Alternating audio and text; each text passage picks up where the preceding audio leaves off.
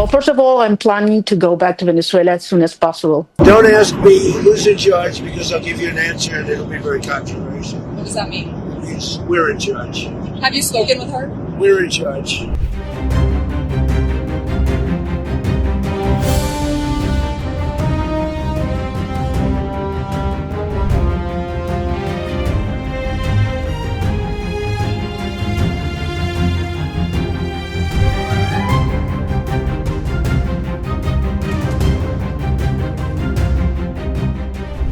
Venezuelan opposition leader María Corina Machado is expressing strong determination to return to her homeland, signaling her unwavering commitment to reclaim her role in Venezuela's political landscape.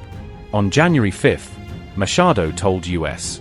News that she was dedicating her Nobel Peace Prize to President Donald Trump, emphasizing what she described as shared ideals of peace and democratic restoration. Reports suggest that Trump later rejected Machado as Nicolas Maduro's potential successor, citing her Nobel recognition as a reason for distancing himself from her politically.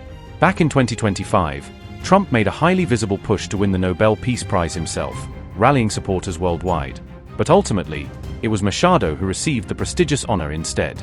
According to the Washington Post, Trump allegedly offered to make Machado Venezuela's president, but only if she had refused the Nobel Award, portraying her acceptance as an act of political defiance.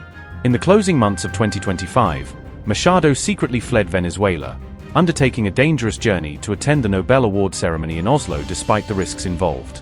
She received the Nobel Peace Prize for her courageous efforts toward achieving a peaceful and democratic transition in Venezuela without resorting to violence. Following the disputed 2024 presidential election, Machado went into hiding within Venezuela, avoiding arrest and persecution amid an intense government crackdown. Machado later revealed that she feared for her life and freedom under President Nicolas Maduro's regime, describing her situation as one of constant danger and surveillance. In a surprising twist, Machado has recently announced her intention to share her Nobel Peace Prize with Donald Trump, calling it a symbolic gesture of reconciliation. Analysts believe this statement is a strategic move to curry favor with Trump, who many see as the real power broker influencing Venezuela's future leadership. In January 3rd will go down in history as the day justice defeated a tyranny. It's a milestone, and it's not only huge for the Venezuelan people and our future, I think it's a huge step for humanity, for freedom and human dignity.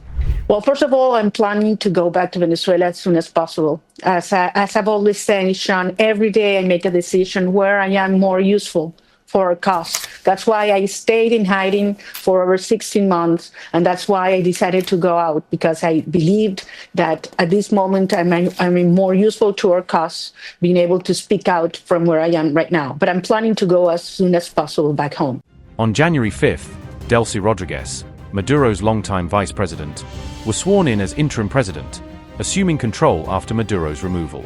However, just a day earlier, Trump had publicly declared that the U.S. government was now effectively in charge of Venezuela, implying that the transition was under American oversight. Don't ask me who's in charge because I'll give you an answer and it'll be very controversial. What does that mean? Yes, we're in charge. Have you spoken with her? We're in charge. It's worth noting that Trump has repeatedly claimed he deserved the 2025 Nobel Peace Prize, asserting that his diplomacy had prevented multiple global crises. The US president maintained that he successfully halted several international conflicts during his first year back in office, highlighting them as evidence of his peacekeeping success. Yet, critics have pointed out that Trump's most heralded ceasefires, including the one between Thailand and Cambodia, failed to stop ongoing bloodshed in those regions.